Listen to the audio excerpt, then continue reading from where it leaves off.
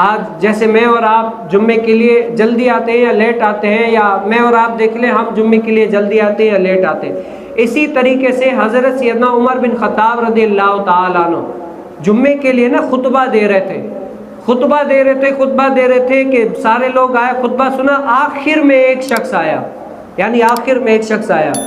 تو حضرت سیدنا عمر بن خطاب رضی اللہ تعالیٰ عنہ نا جلالی تھے، تو جیسے ہی آئے مہاجرین اولین میں سے تھے، اور مفسرین اور محدثین فرماتے ہیں کہ وہ کون تھے؟ حضرت سیدنا عثمان غنی رضی اللہ تعالیٰ عنہ تھے، تو وہ کہ لیٹ سے آئے کسی وجہ سے، تو حضرت سیدنا عمر بن خطاب رضی اللہ تعالیٰ عنہ نے فرمایا کہ بلند آواز سے کہ اے عثمان بن خطاب، اے عثمان، یہ کیا آنے کا ٹائم ہے؟ جمعے والا دن ہے، تم اتنی دیر سے آ رہے ہو؟ تو حضرت سیدنا عثمان غنی رضی اللہ تعالیٰ عنہ نے عرض کی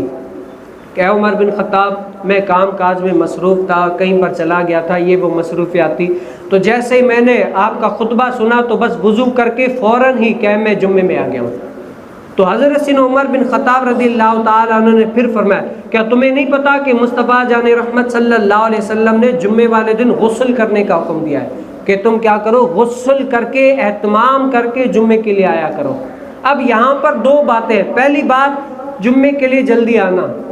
کیا ہے، یہ ہمارے اسلاف کا طریقہ رہا ہے کہ جو جمعے والے دن جلدی نہیں آتا نا، وہ پیار محبت ان کے آپس میں ایسی حجت جس کو کہتے تھی کہ اگر جو جلدی نہیں آتا تو ان کو کہہ دیتے بھائی کیوں نہیں آتے، ایک دن تو ہوتا ہے اللہ کی رضا کی خاطر، اللہ کی در میں آنے کا، بیٹھ کر دین سیکھنے کا، سمجھنے کا، اس دن بھی تم غفلت کر دیتے ہو، جلدی کیوں نہیں آتے؟ تو اگر کوئی آزار شرعی ہو جاتا تو چھوڑ دیتے، اور اگر نہیں ہوتا تو تلقین کرتے کہ چلو اب تو غلطی ہو گئی لیکن اگلی دفعہ کوشش کرنا جلدی آ جانا۔ اور دوسرا یہ کہ بھائی غسل کر کے،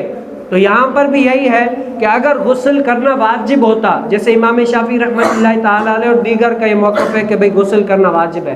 تو احناف فرماتے ہیں اگر غسل کرنا واجب ہوتا تو حضرت سیدنا عثمان غنی رضی اللہ تعالیٰ عنہ تو وضو کر کے نماز کے لیے آئے تھے، تو وضو کر کے نماز پڑھ لی، ان کی نماز ہو گئی۔ اور یہ جو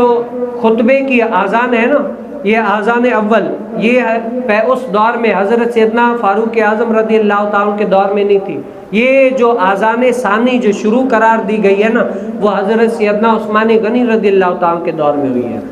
پہلے نہیں تھی، پہلے ایک ہی یعنی اذان ہوتی، اس کے بعد یعنی سب کچھ ختم، لیکن حضرت سیدنا عثمان غنی رضی اللہ تعالیٰ عنہ کے دور مبارک میں ہی کہ یہ سب کچھ اہتمام ہوئے ہیں۔